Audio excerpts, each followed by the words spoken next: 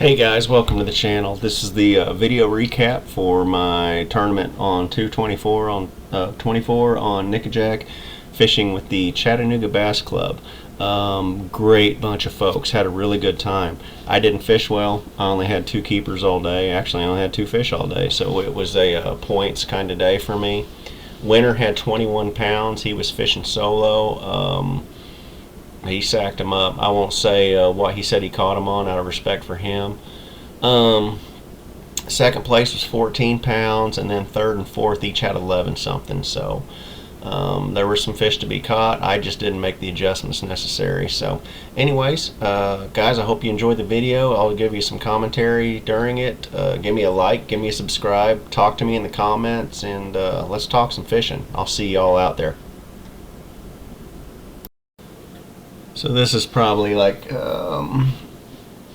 mid-morning, I don't know, maybe around 9 o'clock or so. I'm already starting to spin in my head quite a bit because I haven't been bit. Well, I've had a couple bites in this area, so I went back and reworked it, but man, nothing was eating, and I'm sticking with moving baits. Kind of throwing the same stuff I did last week. The water was just maybe a tad clearer than it was the week before, but it was still same conditions. Post front, north-northwest wind. Water had warmed up a little bit. I was seeing 51.5 and 6 by the end of the day.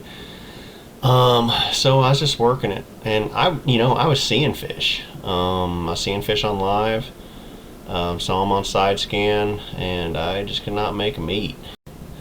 So here I'm fishing a long point, and goes in shallow. The whole point shallow, goes in up there in front of the rest area. And my plan is to follow the point all the way in, throwing across it in the grass, all the way into the rocks. Well, then a boat comes in from my right, and they start right up there shallow, in front of that little building you can see. And at the time, it irritated the heck out of me. And it shouldn't have, because from their perspective, I look like I'm fishing offshore.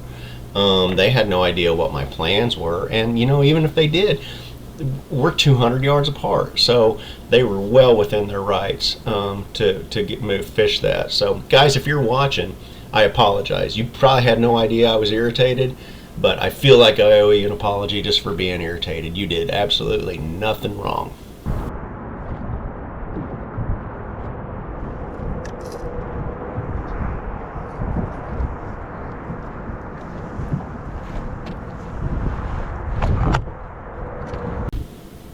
So those guys they moved on to the left, and I moved in a little tighter but never got up shallow. So here I make an adjustment, and I pick up a shad colored jackhammer, and I finally hook up.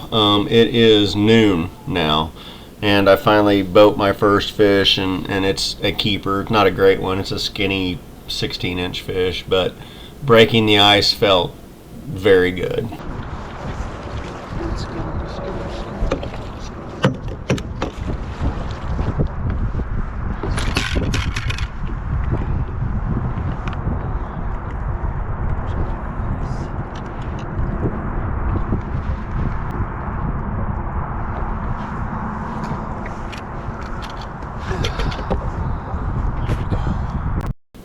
So on to a new area. It's probably an hour and a half since I caught that first keeper, and I go to a little area, riprap next to a creek channel off the main channel that always seems to produce 1 or 2 for me. So the wind's kind of blowing into it, or the swell is. By this time that part of the lake was getting a pretty good little swell.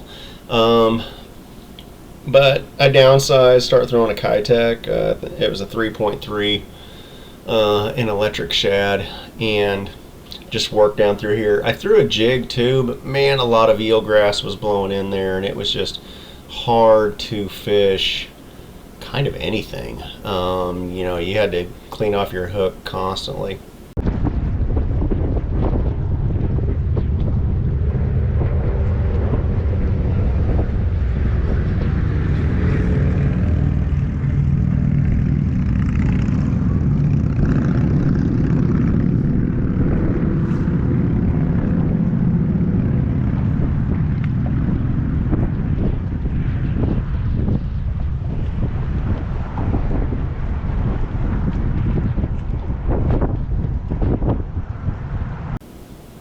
Oh my lord, a fish! So here I've casted at some fish that I saw, kind of up shallow in about 4 or 5 feet of water, on some sporadic grass. That was that Kitech, that 3.3 an electric shad. This was a 3-pounder. I mean, you know, nice tournament fish. I'd love to have had a sack of those, but I was fishing it, and the video doesn't show it, unfortunately. I was fishing this really slow. In fact, I was just kind of scrubbing it on the bottom. And, you know, it should have told me something, that the fish were more related to the bottom. But by this time, I was a little bit spun out and not picking up on those things too well.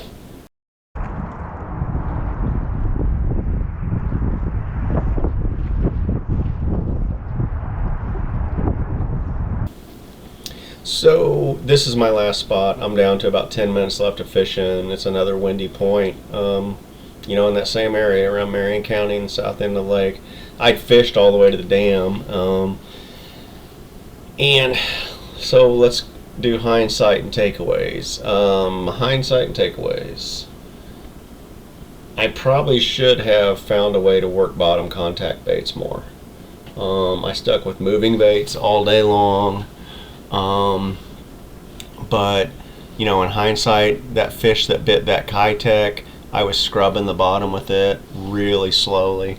The fish that bit the chatterbait, I was on or very near the bottom, if I recall. So, you know, and that was only 2 fish, and 2 fish doesn't necessarily make a pattern by any means, but what I do know from that day, and what I did know then, was that moving baits just were not working. So, you know, you got to adjust in those situations. But anyways, guys, like I said before, if you can give me a like, a share, a subscribe, talk to me in the comments. Let's talk fishing. I appreciate you watching the video. Appreciate you taking the time out of your day. So you guys take care, and I will see you on the water.